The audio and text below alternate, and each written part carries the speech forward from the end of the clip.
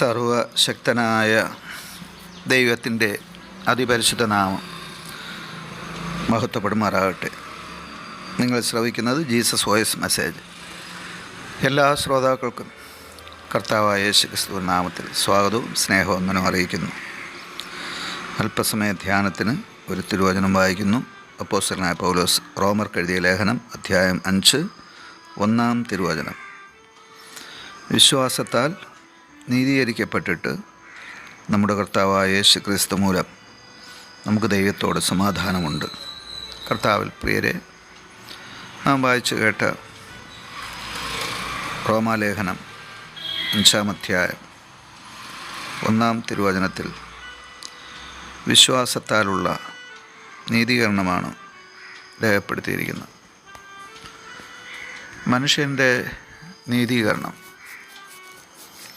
അഥവാ മനുഷ്യൻ ദൈവികമായിട്ടുള്ള രക്ഷ പ്രാപിക്കുന്നത് കർത്താവായ യേശു ക്രിസ്തുവിലുള്ള വിശ്വാസത്താലാണെന്ന് ഈ വചനം അടിവരയിട്ട് പറയുന്നു. റോമയിൽ പൗലോസ് സ്ഥാപിച്ച സഭയിലെ ജനങ്ങൾ വിശ്വാസത്താലുള്ള നീതീകരണം സംബന്ധിച്ച് അറിവില്ലാത്തവരായിരുന്നു. അവർ പ്രവൃത്തിയിലുള്ള അഥവാ കർമ്മങ്ങളിലുള്ള നീതീകരണത്തിലാണ് വിശ്വസിച്ചിരുന്നത്.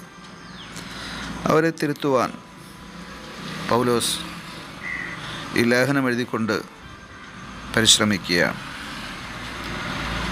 കർമ്മങ്ങൾ അഥവാ യാഗങ്ങൾ, ബലികൾ, പ്രവൃത്തികൾ ഇതെല്ലാം മോശയുടെ ന്യായപ്രമാണത്തിലൂടെ പണ്ട് ആചരിച്ചു വന്നിരുന്ന നിയമങ്ങളാണ്.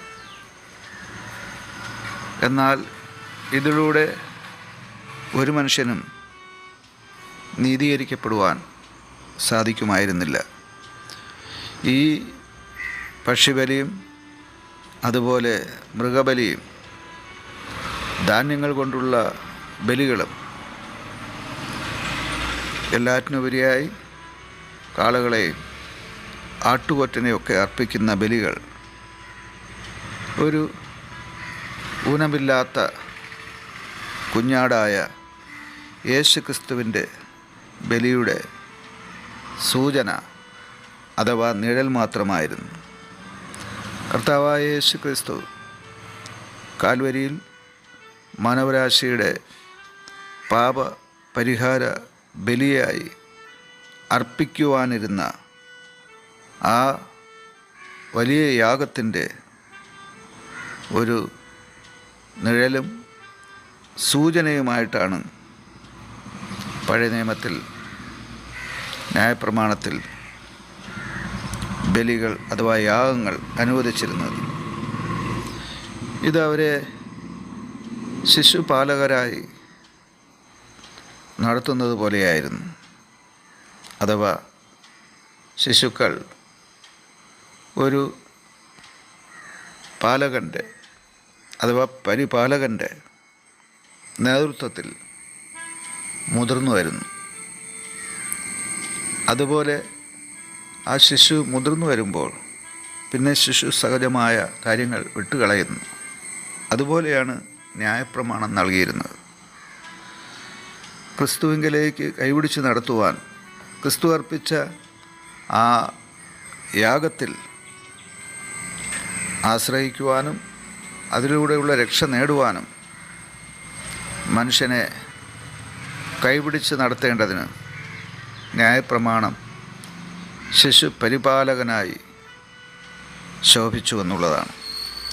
അതുകൊണ്ട് ന്യായപ്രമാണം വ്യർത്ഥമല്ല.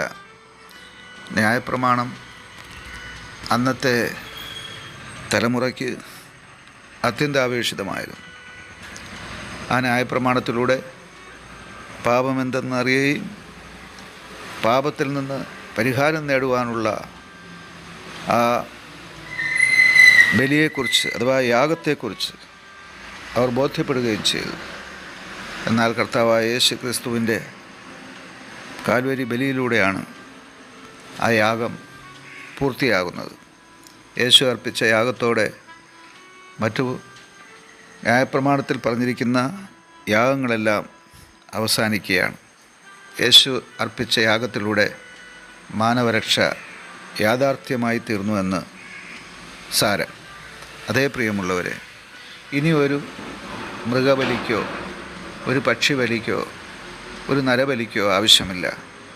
യേശു നമുക്ക് വേണ്ടി അർപ്പിച്ച കാൽവരി യാഗത്തിൽ വിശ്വസിച്ചാൽ മാത്രം നമുക്ക് നീതീകരണം ലഭിക്കുന്നതാണ്. ആമേൻ.